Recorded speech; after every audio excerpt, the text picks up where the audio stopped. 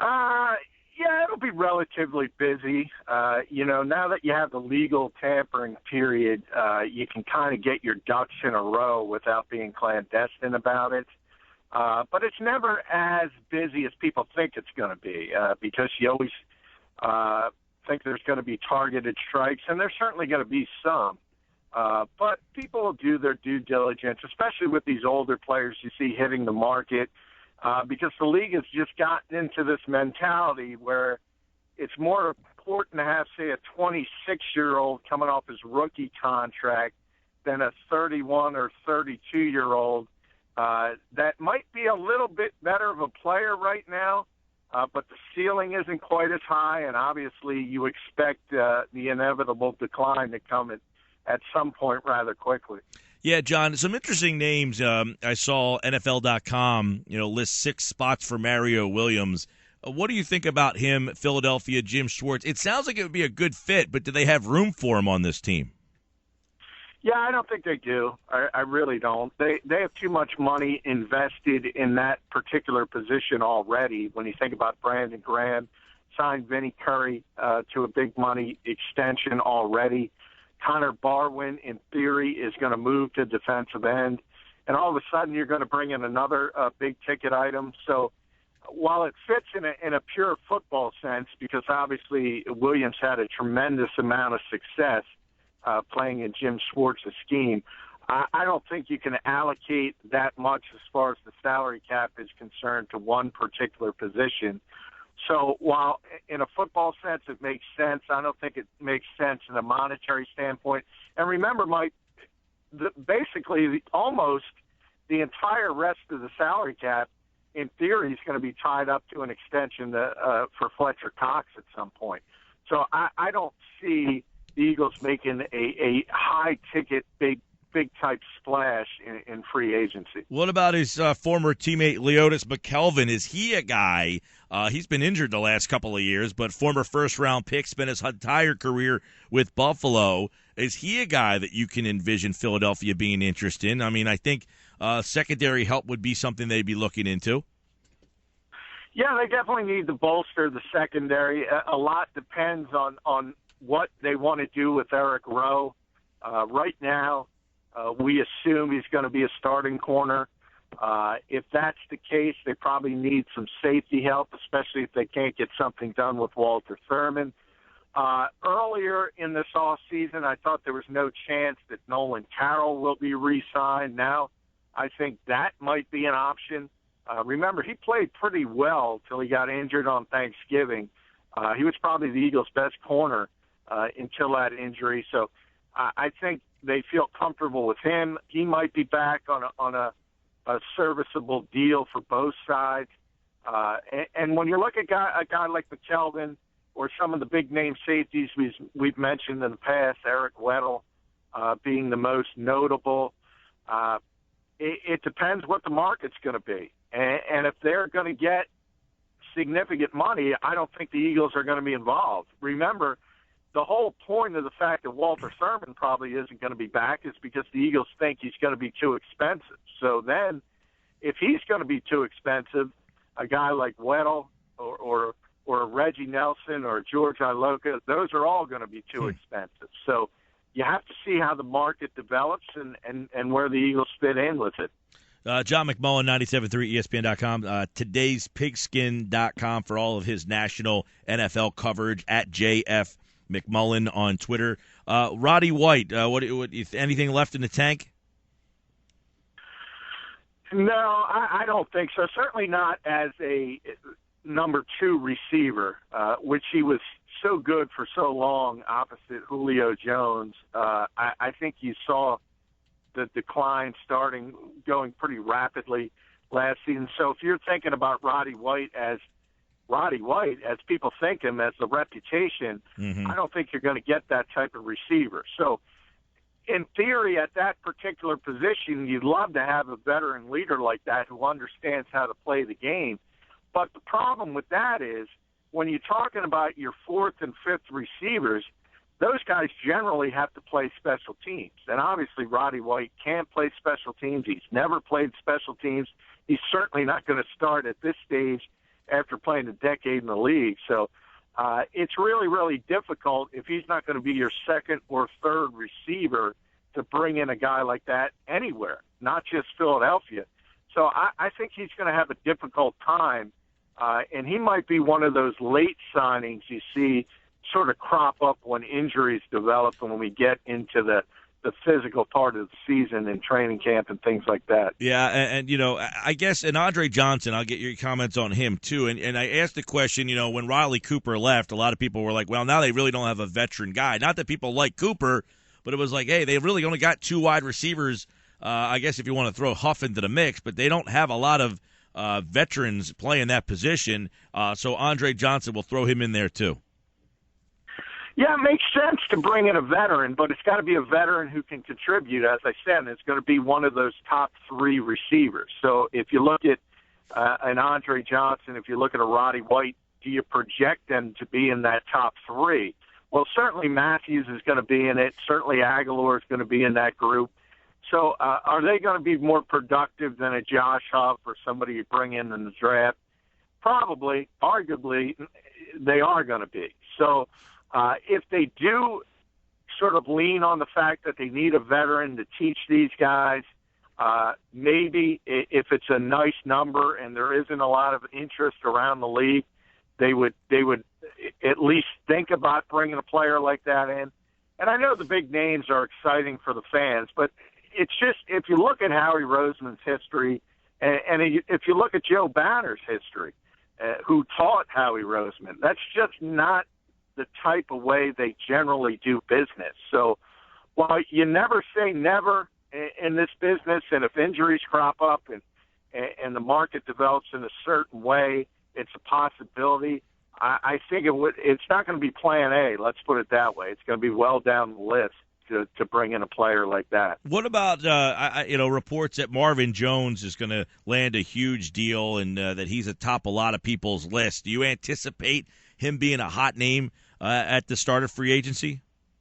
Yeah, perfect example. He's going to get massive money, and as the guy that we're talking about, he's coming off his rookie deal. He's right in his wheelhouse as far as age goes, and he's had some success as the number 2 receiver opposite A.J. Green in Cincinnati, and somebody's going to think he could be a number 1. So, yeah, he's going to break the bank. I wouldn't be surprised if he gets more money than any receiver on the free agent market, and unfortunately, that kind of rules the Eagles out because they're just not going to have that kind of room after doing all their business in-house. Howie kind of talked about it the other day.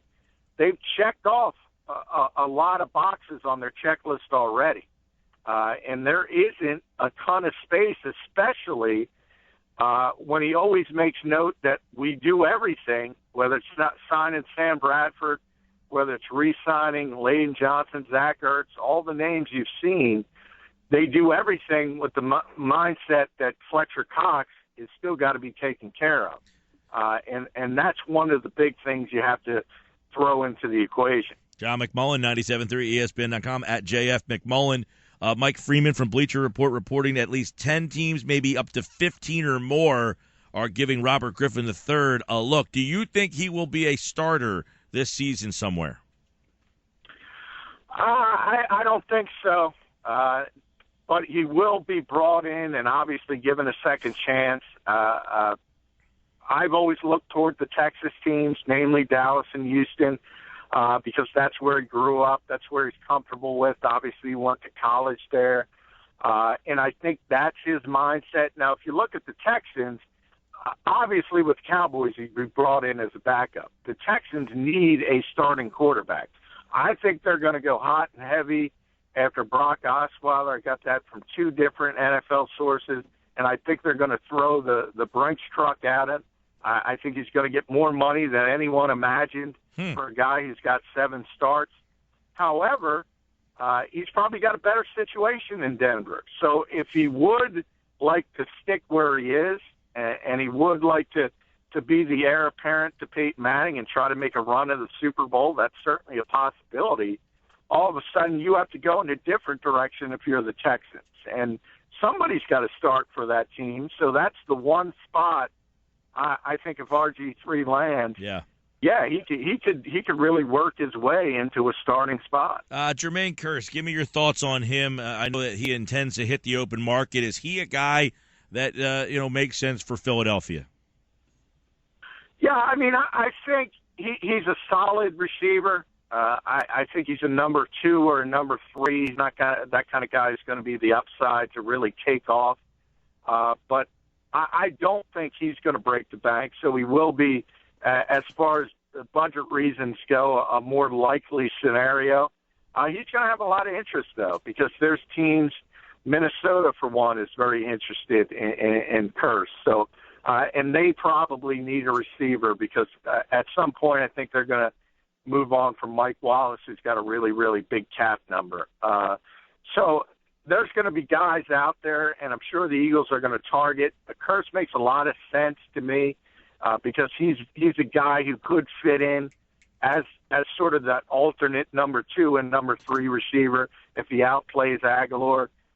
But everything comes down to budgets, and if all of a sudden the bidding gets too high, the Eagles are in sort of desperate straits there because of some of the contracts Chip Kelly kind of doled out last season. Yeah, Sports Bash 97.3 ESPN. John McMullen's with us as we're getting ready for free agency, and you see some interesting names that have been released, and there's other names that have signed some the franchise tender. We saw another one today, Cordy Glenn. We saw last week Eric Berry, and also Cousins as well.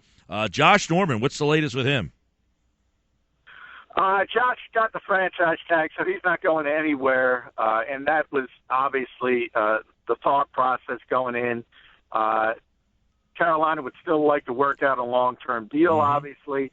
He himself called himself one of the best 5 corners of all time this week. Whoa. I think that's jumping the gun a little bit. But he was one of the best 2 or 3 corners in football last season.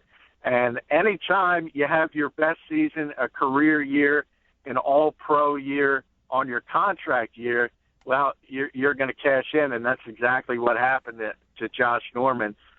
He's not going anywhere. He'll be a Carolina Panther, and that's certainly a guy that a lot of teams in this league would have liked to pride away, but that was never an option. John, last one, Peyton Manning. What's the story with Manning? I mean, does he legitimately want to come back?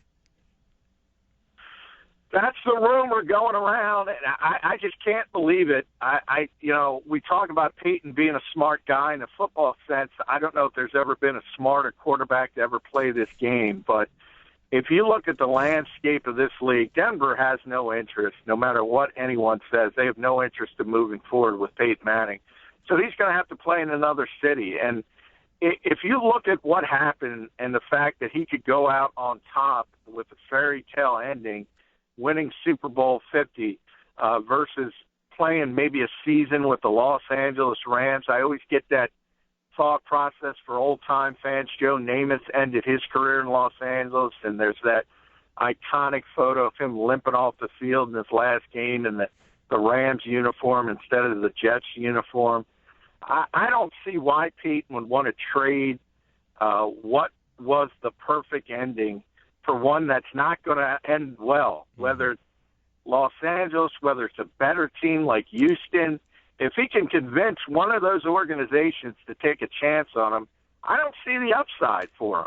But one of the things that made him great is the fact that he's so competitive and he doesn't want to give it up. And he's going to be 40 years old. He's had 4 neck surgeries, made $250 million. I hope his brother or his father can tell him, talk some sense into him, because it really is time to walk away. All right, John McMullen, 97.3 ESPN.com. Looking forward to the start of free agency.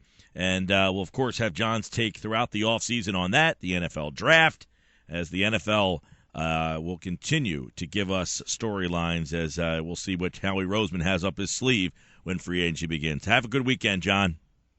Yeah, and I want to say before I go, Mike, I want to say good luck to NASCAR Pete, and I appreciate all his help over the years.